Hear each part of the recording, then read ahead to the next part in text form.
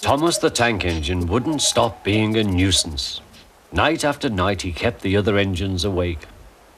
I'm tired of pushing coaches. I want to see the world. The other engines didn't take much notice, for Thomas was a little engine with a long tongue.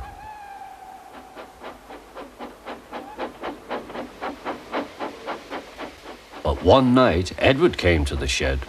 He was a kind little engine and felt sorry for Thomas. I've got some freight cars to take home tomorrow. If you take them instead of me, I'll push coaches in the yard. Thank you, said Thomas. That will be nice. Next morning, Edward and Thomas asked their drivers, and when they said yes, Thomas ran off happily to find freight cars.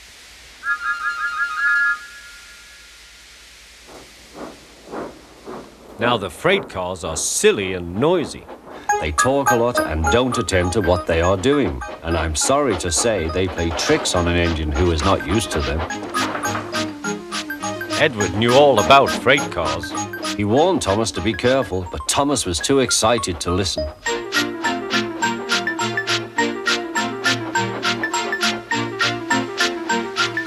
The shunter fastened the coupling, and when the signal dropped, Thomas was ready. The conductor blew his whistle. Peep, peep, answered Thomas and started off. But the freight cars weren't ready. Oh, they screamed, wait, Thomas, wait. But Thomas wouldn't wait.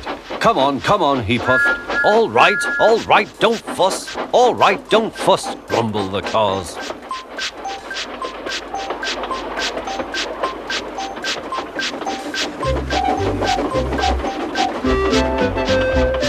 Thomas began going faster and faster. Whee! He whistled as he rushed through Henry's tunnel.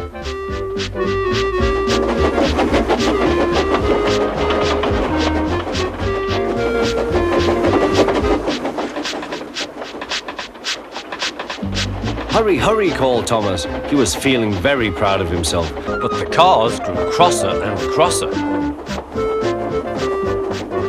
At last, Thomas slowed down as he came to Gordon's Hill.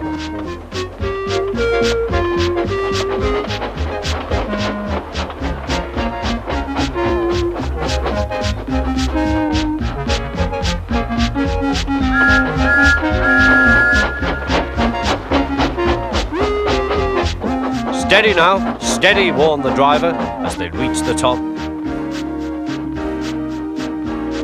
He began to put on the brakes. We're stopping, called Thomas.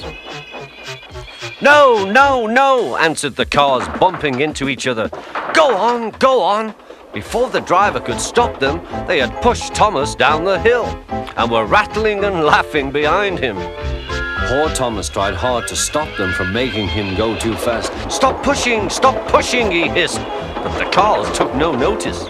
Go on, they giggled in their silly way.